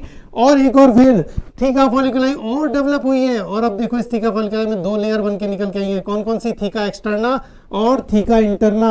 मैंने कहा था 2 लेयर होंगी, एक तो थीका एक्सटर्ना, दूसरी बाहर वाली तो क्या करेगी, संपुट का निर्माण करेगी, ठीक है, और अंदर वाली जो कि इंपॉर्टेंट है वो एस्ट्रोजन का स्रावन करेगी, ठीक है। जो यहाँ से मैंने आपको बोला मैच्योरिंग ओवियन सीक्रेट एस्ट्रोजन, कौन सीक्रेट कर रहा है उस एस्ट्रोजन को, वो ये थीका इंटरना कर रही है, दैट इज इंपॉर्टेंट, और क्वेश्चन भी आया हुआ है यहाँ से, ठीक है। अब आगे सुनो, इस पर्टिकुलर फेज में मतलब अपन ने चेंजेस दिखा दिए। दूसरी चीजें, बाकी सब चीजें आपकी सेम चल रही है, वही आपकी प्राइमरी ओसाइट चल रही है। एक और चेंज दिखाता हूं, जो ज़ोना पेलुसिडा है इसके इंटेक्शन में जो लेयर है ग्रेनुलोसा सेल्स की, जो इसकी इंटेक्शन में लेयर है, उन सब का भी नाम अपन ने क्या दे दिया, अब नई लेयर, कोरोना रेडिएटा। समझ में आ गई बात। अब ध्यान से देखो, इनका की पॉइंट आप आराम से बना सकते हो, क्या है, प्राथमिक ओसाइट। अब तक कहानी किसके बेसिस पे चल रही थी, प्राथमिक ओसाइट, यही चल रहा है अभी तक इसमें कोई चेंजेस नहीं हुआ है भैया। दूसरा, ज़ोना पेलुसिडा आपकी चली रही है, जो एक ने खुद ने सेल्फ सीक्रेट की है। उसके बाद ग्रेनुलोसा सेल्स की लेयर चल रही है, घनाकार कोशिकाएं हो गई हैं, जो कि पहले फ्लैटेंड थी, और अब वो थीका सेल्स नई अपीयर हो गई। अब थीका सेल्स प्रॉपर्ली डेवलप हो रही हैं, तो ऑब्वियस सी बात है 2 अलग अलग थीका सेल्स की लेयर आपको दिखेंगी यहाँ पे। कौन कौन सी, थीका एक्सटर्ना और थीका इंटरना। लेकिन इंपॉर्टेंट हमने कौन सी बताई, पर्टिकुलर इंपॉर्टेंस हमने क्या बताई, इंटरना की। क्यों, क्योंकि इंटरना आपकी क्या है, एस्ट्रोजन हार्मोन का स्रावन करती है। ये एस्ट्रोजन हार्मोन का जो स्रावन हो रहा है, ये इंटरना की वजह से हो रहा है। क्वेश्चन भी पूछा गया और आ भी सकता है, ठीक है। तो ये पर्टिकुलर एस्ट्रोजन इसलिए इंपॉर्टेंट। दूसरी बात, एक और नई चीज, क्योंकि अपन ने बोला था कि एंटर कैविटी यहाँ पे अपीयर होना स्टार्ट कर गई है, ठीक है।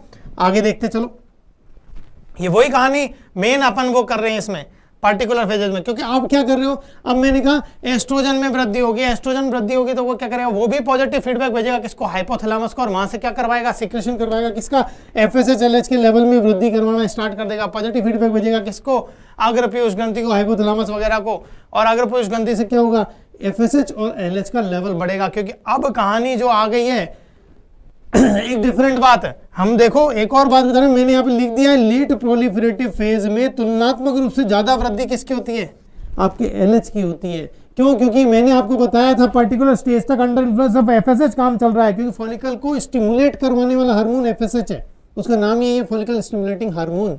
अब जो एफएसएच है उसका काम तो चल रहा है, अब एस्ट्रोजन जैसे ही सीक्रेट होने लगता है, वहां से आप बढ़ने लगता है एलएच का काम। क्योंकि मैंने आपको सिनर्जिज्म बताई थी कि 2 हार्मोन जब एक काम को शुरू करता है और दूसरा काम को खत्म करता है, that is called synergistic hormone, सहकारी हार्मोन, जो आप एंडोक्राइन सिस्टम में पढ़ते हैं। तो कॉन्सेप्ट अपन कहीं से भी ला सकते हैं, 11th के भी 12th में ला सकते हैं, बस अपने दिमाग चलना चाहिए फटाक से। तो ये क्या हो रहा है, अब आगे का काम कौन संभालेगा, एलएच के अंडर इन्फ्लुएंस चलेगा। इसीलिए मैंने लिख दिया तुलनात्मक रूप से अधिक वृद्धि हुई है, और इसीलिए वो मेजर वाला आपको हार्मोन पकड़ना है, ये मैंने आपको बताया।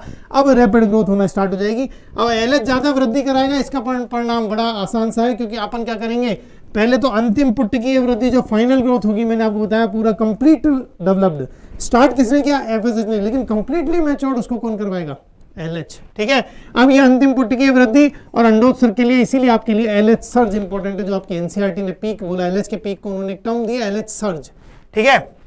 अब इसी केस में देखो, यहाँ पे एक काम भी पता लग जाएगा ज्यादा कर रहा है एलएच, क्यों, क्योंकि देखो 6 to 10 folds of follicular cells की इंक्रीज करा रहा है कौन, एलएच, और एफएसएच का अब डाउन हो गया है काम। तो ऐसा नहीं है एफएसएच नहीं है, लेकिन अगर क्वेश्चन पूछे और आपको दोनों को आंसर देना, आपको एलएच आंसर टिक करना, क्योंकि जो मेजोरिटी में चल रहा है, जो मेजर काम कर रहा है, वही वहाँ पे आंसर में टिक होगा। ये ध्यान रखना, कंफ्यूजन इन्हीं पे क्रिएट होते हैं, इन सबको पकड़ के चलना पहले से ही। अब क्या होगा, एलएच में जैसे जैसे वृद्धि होगी, क्योंकि अब तक एस्ट्रोजन का काम था, लेकिन अब एलएच में वृद्धि होगी, एलएच ग्रेनुलोसा सेल को और आपकी थीका सेल्स जो है उनको कन्वर्जन करवाएगा किसके लिए, प्रोजेस्टेरॉन के स्रावण के लिए। क्योंकि आगे अब काम आपको, भैया ओव्यूलेशन हो चुका है और अंडा अगर जाएगा और मान लीजिए बाई चांस फर्टिलाइजेशन होता है, तो उस केस में क्या करवाना पड़ेगा उसको, पर्टिकुलर वो आपकी यूट्राइन एंडोमेट्रियम को मोर थिकर बनाना पड़ेगा, ठीक है, अच्छी मोटी बनाना पड़ेगा, उसकी लेयर्स को फिलिंग करवानी पड़ेगी, हाईली ब्लड वेस्कुलराइज बनानी पड़ेगी, मतलब अधिक रक्त वाहिनी युक्त बनानी पड़ेगी। तो उन केसेस में क्या होगा, उन केसेस में आपको प्रोजेस्टेरॉन की नीड है, क्योंकि ये सारे काम प्रोजेस्टेरॉन करवाता है। इसीलिए प्रोजेस्टेरॉन को प्रेगनेंसी मेंटेनिंग हार्मोन भी बोलते हैं, गर्भावस्था को बनाए रखने वाला हार्मोन। समझ में आ गई बात। तो ये पर्टिकुलर फंडा है, पर्टिकुलर चीजें श्रावण में सहायक हैं। अब दूसरी बात देखो, अब एस्ट्रोजन में तो कहा कि अब अपन ने जब चीजें ही चेंज कर दी तो एस्ट्रोजन में तो होने लग गई अब कमी और आपके प्रोजेस्टेरोन में आने लग गई अब वृद्धि, क्योंकि आगे का काम अब प्रोजेस्टेरोन संभालेगा। तो जहां पे ये काम बटे हुए हैं, काम को मैंने वहीं बांट दिया था कंप्लीट, वो ध्यान रखना वो सब चीजें। आगे चलते हैं, देखिए अब देखो, अब अपन ने एक छोटा सा ये एक डब्बा बना दिया मैंने, क्योंकि मेरे को ओव्यूलेशन बताना था, मेरे को दो चीजों में डिफरेंस बताना है यहाँ पे, ठीक है। ये पर्टिकुलर आपका LH सर्ज, ठीक है, ये पर्टिकुलर LH सर्ज, इसमें एस्ट्रोजन में कमी हो रही है, प्रोजेस्टेरोन में वृद्धि हो रही है। अभी पीछे वाली स्लाइड में देख के आए, LH सर्ज की वजह से आपका क्या हुआ, ओव्यूलेशन हो गया, अंडोत्सर्ग हो गया, और अंडोत्सर्ग की स्टेज में निकला क्या, उसका की पॉइंट देखो, द्वितीयक oocyte, सेकेंडरी oocyte ला दिया है मैंने अंडोत्सर्ग में, ठीक है। उसके बाद जोना पेलुसिडा, उसके चारों तरफ जो लेयर चल रही थी, उसके बाद कोरोना रेडिएटा, जो जोना के जस्ट बाहर जो ग्रेनुलोसा सेल्स थी, और नेक्स्ट क्या है, बाकी आपकी ग्रेनुलोसा सेल्स तो चल ही रही है। अब इसमें और उसमें फर्क देखो, अब मैं आपको एक हाईली मैच्योर्ड वो दिखाऊंगा, ओवेरियन ग्राफिन फॉलिकल की बात करें अपन, मैच्योर्ड ओवेरियन फॉलिकल की। इसमें आप एक चीज देखो, फर्क क्या है, मैच्योर्ड अभी ओव्यूलेशन नहीं हुआ है इस केस में, ये मैच्योर्ड ग्राफिन फॉलिकल है जो कि under influence of LH mature हुई है, ठीक है, कंप्लीटली मैच्योर हो चुकी है, इसको अपन ने ग्राफिन फॉलिकल बोल दिया। अब इसमें फर्क देखो, पहली बात तो इसकी कैविटी बड़ा चेंज, पहली बात तो इसकी कैविटी प्रॉपर्ली डेवलप हो गई जो अपीयर हुई थी सेकेंडरी फॉलिकल में, ठीक है। दूसरी बात, कैविटी ने बढ़ के इसको साइड में पुश कर दिया है, सेकेंडरी oocyte वाली स्टेज को, ये वो सॉरी एग वाली स्टेज को, प्राइमरी oocyte को, ये अभी भी प्राइमरी oocyte है। समझ में आ गई बात, मैंने यहाँ सेकेंडरी बोला, ये प्राइमरी बोला, और सर ये कंफ्यूजन नहीं है, बताऊंगा क्यों। अब इंटेक्शन वाली लेयर आपको पता है, कोरोना रेडिएटा, उसके ऊपर की लेयर जो एग ने सीक्रेट की है वो जोना पेलुसिडा है, ठीक है। बाकी सब आपकी थीका सेल्स तो चल ही रही हैं, कोई चेंजेस नहीं है। केवल चेंज हुआ है तो एक कैविटी पूरी प्रॉपर फॉर्म हो गई है, आपका oocyte वाली स्टेज एक पर्टिकुलर साइड में शिफ्ट हो गई है, और अब इसी को क्या किया जाएगा, पुश किया जाएगा। लेकिन जस्ट बिफोर ओव्यूलेशन, मतलब अंडोत्सर्ग के जस्ट पहले, ठीक पहले क्या होगा, इसमें मियोसिस होगा, अर्धसूत्री विभाजन प्रथम होगा, जो प्रोफेज फर्स्ट में लटकी हुई थी वो अब आगे बढ़ेगी, और ये अनइक्वल तरीके का डिवीजन होता है। आपको पता है कि अर्धसूत्री विभाजन में 2n n में बदलता है, लेकिन यहाँ पे वो n बराबर बदलते हैं हमेशा, लेकिन यहाँ फीमेल के केस में ये एक अनइक्वल असमान विभाजन होगा, जिसमें सारा का सारा साइटोप्लाज्म एक द्वितीयक oocyte में चला जाएगा और एक छोटी सी पोलर बॉडी बाहर निकलेगी n की, वो भी n होगा, सेकेंडरी oocyte भी n होगा, वो बाद में डेस्ट हो जाएगी, केवल सेकेंडरी oocyte आपका आगे बढ़ेगा। तो ये ध्यान रखना, ओव्यूलेशन की स्टेज में, ओव्यूलेशन किस स्टेज में होता है क्वेश्चन पूछा जाता है, सेकेंडरी oocyte स्टेज, सीधा आंसर जाएगा, चाहे टर्शरी तक प्राइमरी चलेगा, लेकिन जस्ट बिफोर ओव्यूलेशन वो सेकेंडरी में बदल जाएगा। समझ में आ गई बात, ये दोनों में डिफरेंस। आगे चलते हैं, आइए अब देखो क्या हुआ, रेमिनेंट जो अब ये पुश करके वो तो निकाल दिया, लेकिन बाकी कहानी तो बची हुई थी। वो रेमिनेंट जो ग्रेनुलोसा सेल थी, फॉलिकुलर सेल थी, उनमें क्या होगा, अब उनमें मैंने कहा LH काम करेगा। पहले तो आपको वो टूट के ही अभी ब्लड वेसल्स दिखाई देंगे, जिसको हमने क्या बोला, उस पर्टिकुलर स्टेज को कॉर्पस हेमोरहेजियम, ये अपन ने उस डायग्राम में भी दिखाया है रॉ डायग्राम इसका।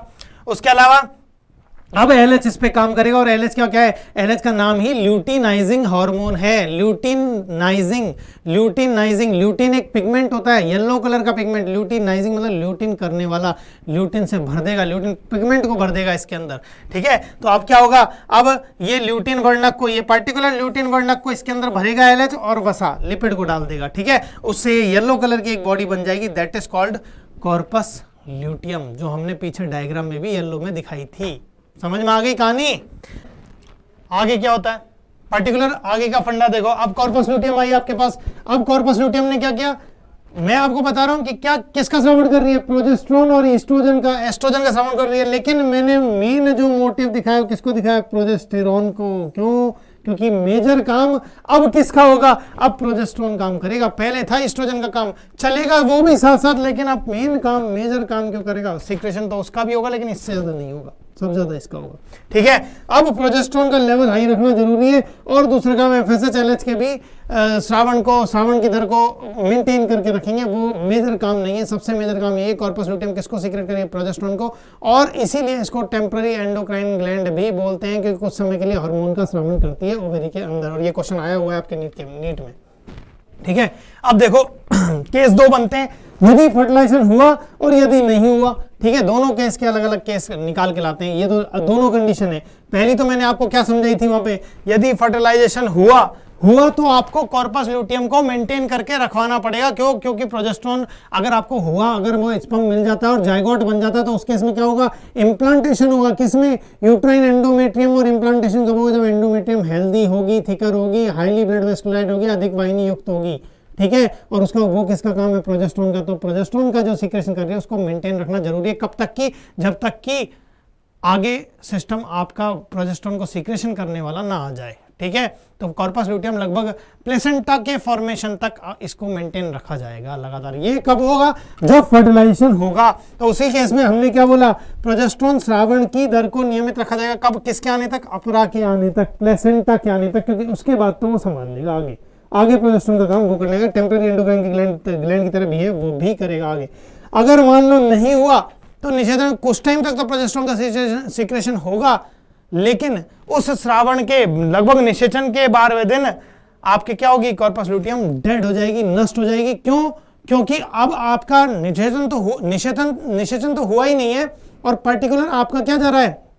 जैसे यूट्राइन एंडोमेट्रियम बढ़ती जा रही है, निषेचन हो नहीं रहा है, तो आप ना तो इम्प्लांटेशन की आपको जरूरत है, तो अब क्या होगा? अब उसको डिस्ट्रॉय किया जाएगा। डिस्ट्रॉय करके वो किसमें बदल जाएगी? कार्पस एल्बिकेंस में। क्यों? मैंने आपको क्या बताया था? 12वें दिन प्रोजेस्टेरोन हार्मोन का लेवल, क्योंकि वो तो रेगुलर सीक्रेट हो रहा है कॉर्पस ल्यूटियम से, उसका लेवल बढ़ेगा ब्लड में जब उसका, और जब उसका अधिक मात्रा हो जाएगी ब्लड के अंदर, रक्त के अंदर, तो क्या जाएगा? नेगेटिव फीडबैक जाएगा किसके पास? हाइपोथैलेमस के पास। और हाइपोथैलेमस भेजेगा पिट्यूटरी को मैसेज कि भैया इसको बंद करो। LHRF तुरंत बंद होगा। LHRF बंद हुआ तो LH बंद हुआ, और LH बंद होते ही क्या होगा? आप LH, मैंने अभी थोड़ी देर पहले बताया, LH किसको मेंटेन कर रहा था? LH किसको बनाए रख रहा था? कॉर्पस ल्यूटियम को। और कॉर्पस ल्यूटियम सीक्रेट करती प्रोजेस्टेरोन को।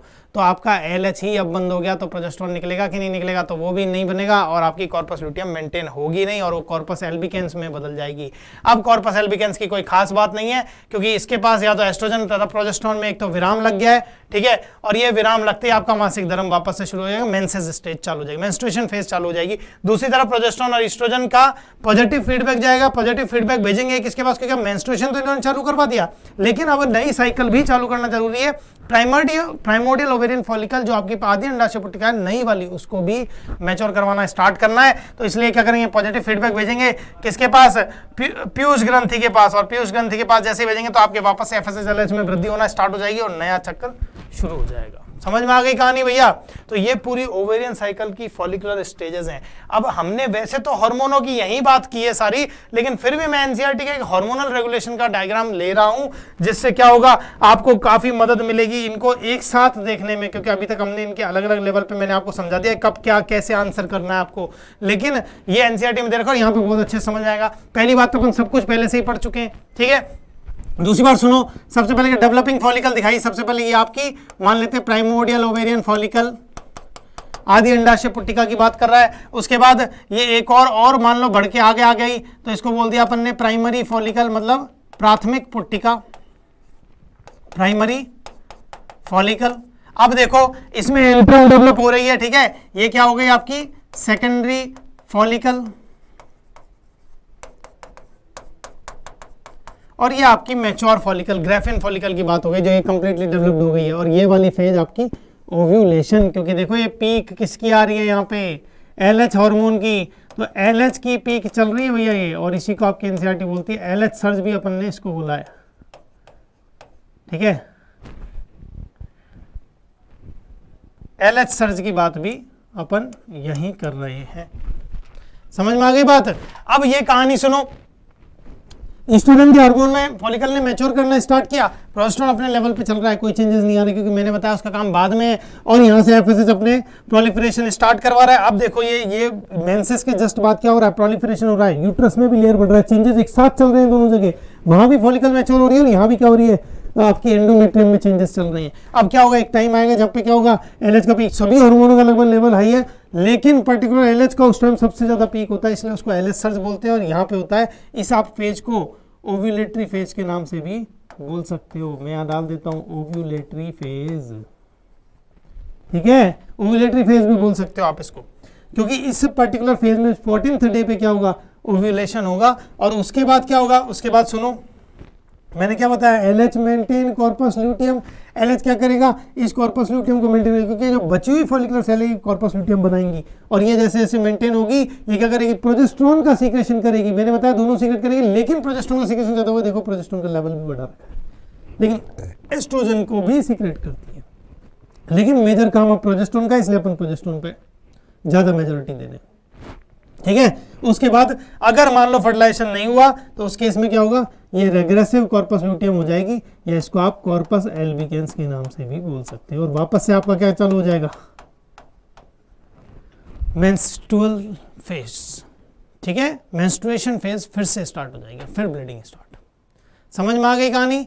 तो ये बेटा ये एक पर्टिकुलर पीक पॉइंट्स चल रहे हैं, ठीक है। इनमें क्या है, आप ओवेरियन और यूट्राइन दोनों चेंजेस को एक साथ देख सकते हैं, ठीक है। तो अपनी कहानी, अपनी मुद्दे की कहानी जो थी वो उसी रॉ डायग्राम में थी जो अपन ने सबसे पहले समझा। सारी कहानी अपन ने वहीं बताई थी, ये सब अपन ने उन्हीं स्टेजेस को, रॉ डायग्राम्स को, लाइन डायग्राम्स को अपन ने खोल के एक अच्छे डायग्राम में कन्वर्ट किया है। अच्छा डायग्राम ताकि आपको दिखे और अच्छे समझे, और इसमें अपन ने सारे हार्मोनों को एक साथ देखा है, ठीक है भाई। समझ में आ गई अब यहाँ तक की बात। अब देखो एक प्रॉब्लम देख लेते हैं छोटी सी, ठीक है, कि सर अब समझ में तो आ गई, एक प्रॉब्लम देख लेते हैं हल्की सी। चलो ठीक है, तो देख ले, सॉरी, देखो इनमें से कौन सी परिघटना अंडोत्सर्ग से संबंधित नहीं है। तो इतनी देर से अंडोत्सर्ग की बातें कर रहे थे, तो इनमें से कौन सी परिघटना अंडोत्सर्ग से संबंधित नहीं है ये बात कर रहे हैं। तो पहली से परिघटना देख लो भाई, इन्होंने कौन कौन सी परिघटना दे दी। परिघटना की बात करते हैं। एक तो पहली सर्ज में एलएच सर्ज की बात कर रहा है। एलएच सर्ज एक्चुअल में, ये एलएच सर्ज है क्या, एलएच सर्ज एक्चुअल में क्या है, एलएच की पीक है और ये कब आती है, 14th डे पे। और 14th डे पे क्या होता है भैया, आप ये भी बहुत बार समझा के आया हूँ, क्या, ओव्यूलेशन। तो ये तो सीधी सीधी एसोसिएट कर रही है किससे, अंडोत्सर्ग से, ये तो सीधी सीधी एसोसिएट कर रही है। जबकि ये क्या बोल रहा है, जो संबंधित नहीं है वो बात कर रहा है, ये संबंधित है सीधी सीधी। दूसरी बात, एस्ट्राडायोल खुद एक secondary sex hormone, secondary sex character को कंट्रोल करता है, ये ईस्ट्रोजन की फॉर्म, ठीक है। तो उसमें कमी, ऐसा कोई फंडा इससे रिलेटेड नहीं है। दूसरी बात देखो, ग्राफियन फुट्टिका का पूर्ण विकास, आपकी कंप्लीटली मैच्योर्ड ग्राफियन फॉलिकल ही कंप्लीटली मैच्योर्ड है, और ये तभी होती है जब 14th डे के अराउंड। तो ये भी बिल्कुल सही संबंधित है, ठीक है। अब दूसरा देखो, ये वाला संबंधित नहीं था। अब तीसरा देखो, नेक्स्ट हो सेकेंडरी oocyte का रिलीज। तो मैंने आपको बताया कि जस्ट बिफोर ओव्यूलेशन क्या होगा, मियोसिस फर्स्ट होगा, और मियोसिस फर्स्ट में क्या होगा, प्राइमरी oocyte किसमें बदल जाएगा, सेकेंडरी oocyte। तो कोई भी आपसे पूछे ओव्यूलेशन किस स्टेज में होगा, that is secondary oocyte stage. तो ये भी संबंधित। तो आंसर क्या आ गया, केवल और केवल बी, जैसे रिलेट नहीं करता, ठीक है। तो ऐसे बेटा आपके कोई भी क्वेश्चन हो, कैसे भी क्वेश्चन हो इस टॉपिक पे, किसी भी हार्मोन से सिचुएशन लिए हुआ हो, किसी भी कॉम्प्लेक्शन देखो, ध्यान रखना कि कब कब अपन को कौन कौन सा हार्मोन यूज करना है। तो आप कंफ्यूजन में कभी नहीं पड़ेंगे, कितना ही क्वेश्चन ब्रेक्स हो आप आराम से उसको डील अप कर पाएंगे, ठीक है। तो thank you for watching this video. अगले वीडियो में फिर मिलते हैं और कुछ अच्छा नया टॉपिक पढ़ेंगे, ठीक है। थैंक यू बेटा।